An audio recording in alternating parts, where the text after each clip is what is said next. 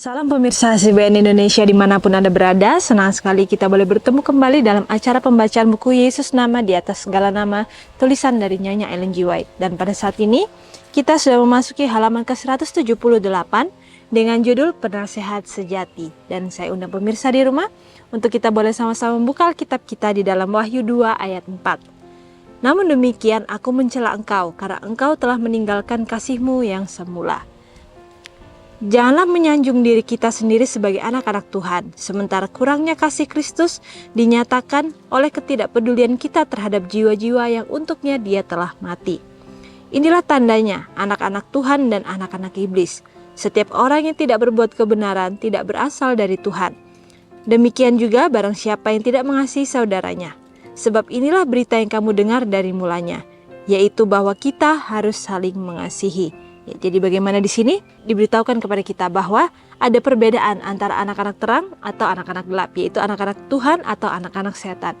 Dan di sini yang jelas dikatakan bahwa kepedulian kita terhadap jiwa-jiwa yang Tuhan sudah mati untuk mereka, itulah yang membedakan antara anak-anak gelap dengan anak-anak terang. Jadi bagaimana di saat kita mengaku sebagai anak-anak Tuhan, apakah kita sudah benar-benar mengasihi orang-orang lain itu sama seperti Tuhan sudah mengasihi mereka, atau bahkan sama seperti kita sudah mengasihi diri kita sendiri. Jadi di sini dikatakan bahwa ketika tidak adanya kasih atau kurangnya kasih Kristus dan ketidakpedulian terhadap orang-orang tersebut, itu membuat kita akhirnya termasuk dalam anak-anak gelap. Dan di sini juga dikatakan bahwa setiap orang yang tidak berbuat kebenaran tidak berasal dari Tuhan. Jadi bagaimana di sini dengan jelas dikatakan bahwa ketika kita mengaku anak Tuhan, kita harus melakukan setiap hal yang sesuai dengan apa yang Tuhan inginkan, yaitu berdasarkan kebenaran Tuhan.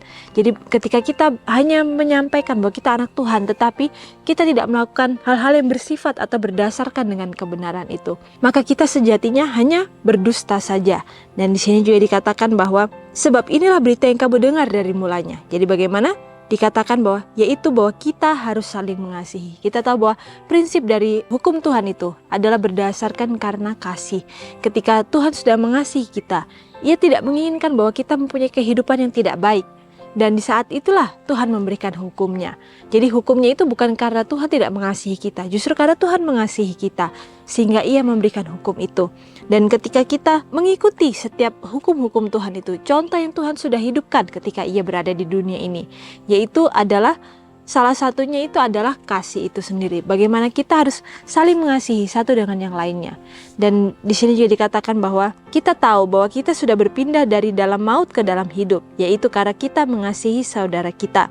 Barang siapa tidak mengasihi, ia tetap dalam maut. Setiap orang yang membenci saudaranya adalah seorang pembunuh manusia. Dan kamu tahu bahwa tidak ada seorang pembunuh yang tetap memiliki hidup yang kekal di dalam dirinya. Jadi bagaimana dengan jelas dikatakan, ketika kita membenci seseorang, Tuhan menyamakan kita dengan seorang pembunuh manusia. Jadi tidak ada bedanya ketika kita membunuh secara jasmani, ataupun kita membunuh meskipun tidak melakukan secara langsung, tapi kita sudah membenci orang tersebut, dan itu dinyatakan sama dengan membunuh juga. Jadi bagaimana Tuhan tidak menginginkan untuk kita membenci orang lain, karena dikatakan ketika kita membenci orang tersebut, maka kita berada tetap di dalam maut itu sendiri. Dan di sini juga dikatakan bahwa seorang pembunuh tidak akan memiliki kehidupan yang kekal di dalam dirinya. Jadi begitu dalam Tuhan memberitahukan kepada kita. Bahkan ketika kita membenci seseorang pun, Tuhan tidak menginginkan untuk itu kita miliki dalam kehidupan kita. Bagaimana Tuhan menginginkan kita untuk saling mengasihi. Demikianlah kita ketahui kasih Kristus, yaitu bahwa Ia telah menyerahkan nyawanya untuk kita. Jadi kita pun wajib menyerahkan nyawa kita untuk saudara-saudara kita. Barang siapa mempunyai harta duniawi dan melihat saudaranya menderita kekurangan, tetapi menutup pintu hatinya terhadap saudaranya itu, bagaimanakah kasih Tuhan dapat tetap di dalam dirinya? Anak-anakku, marilah kita mengasihi, bukan dengan perkataan atau dengan lidah, tetapi dengan perbuatan dan dalam kebenaran. Jadi bagaimana di sini kembali kita diingatkan bahwa kita tidak hanya sekedar mengucapkan kata-kata bahwa kita mengasihi orang tersebut, tetapi hendaklah kita tunjukkan dalam perbuatan kita, dan juga dikatakan dalam kebenaran itu. Jadi bagaimana tidak ada dusta dalam setiap perkataan kita. Ketika kita memang mengatakan kita mengasihi, maka kita harus menunjukkan reaksi atas perkataan tersebut, yaitu kita melakukan suatu perbuatan yang menunjukkan bahwa kita mengasihi orang tersebut. Suatu roh ketidakpedulian yang sembrono terhadap saudara-saudara kita yang telah memasuki gereja kita dan agama. Banyak orang telah menjadi seperti orang Farisi yang dingin, egois, dan tanpa kasih. Penasehat sejati telah mengucapkan kata-kata yang paling penting kepada setiap jiwa. Engkau telah meninggalkan kasihmu yang semula. Betapa ruginya ini. Sebab itu ingatlah betapa dalamnya engkau telah jatuh. Bertobatlah dan lakukanlah lagi apa yang semula engkau lakukan. Oh, berapa banyak orang yang gagal bertumbuh di dalam Kristus.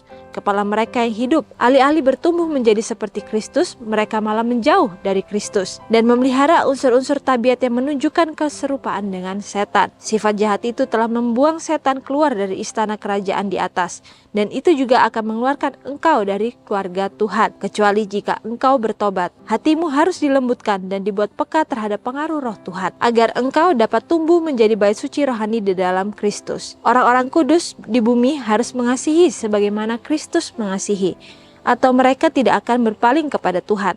Rendahkanlah hatimu yang sombong di hadapannya. Jatuh di atas batu karang dan hancur, dan kemudian Kristus akan membentuk engkau serupa menurut gambarnya sendiri dan menjadikan engkau bejana untuk kehormatannya. Dikatakan bahwa ketika kita ingin untuk mengikuti apa yang Tuhan sudah contohkan, ketika itulah dikatakan kita harus bertumbuh di dalam Kristus. Dan ketika kita bertumbuh di dalam Kristus, maka kita harus peduli terhadap orang-orang di sekitar kita. Tidak mempunyai kasih yang dingin, egois.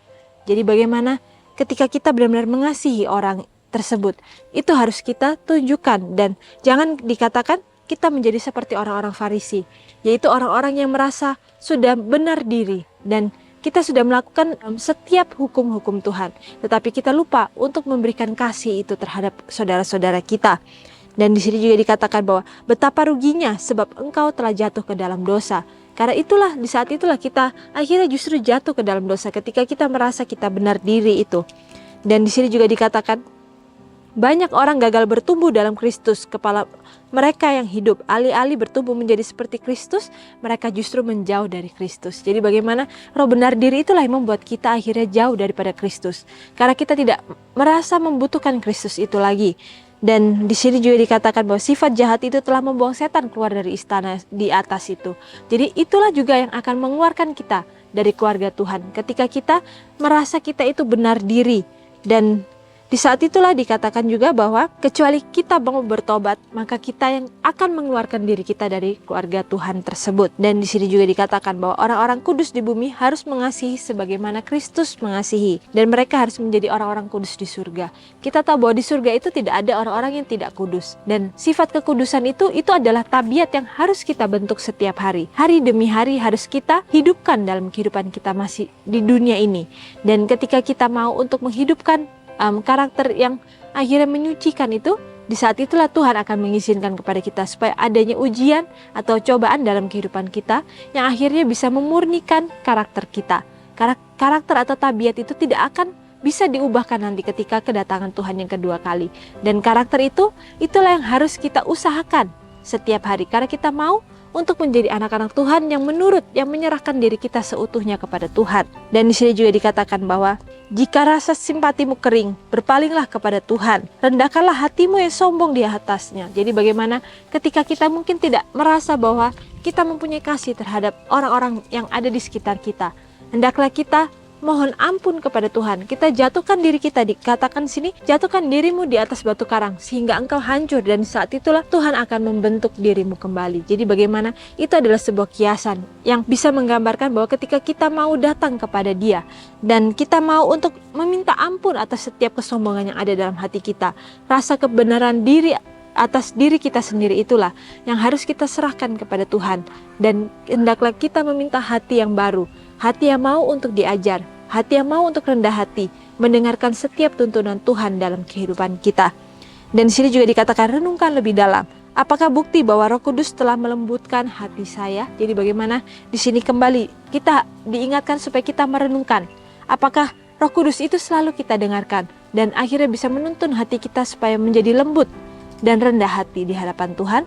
Ataukah justru ketika Roh Kudus memberikan pengingat bagi kita, justru kita menutup telinga kita rapat-rapat dan akhirnya kita menjauh daripada Tuhan. Jadi bagaimana di sini kembali kita diingatkan bahwa penasehat yang sejati itu selalu diberikan dalam kehidupan kita, tetapi ia tidak akan selamanya ada dalam kehidupan kita ketika kita terus menolak penasehat tersebut.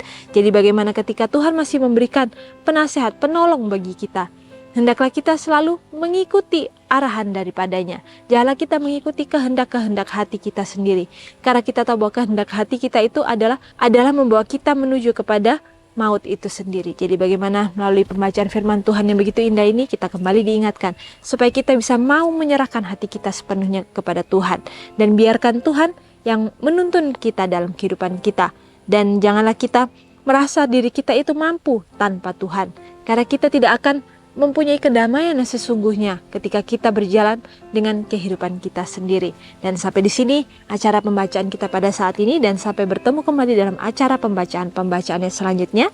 Salam dan Tuhan memberkati.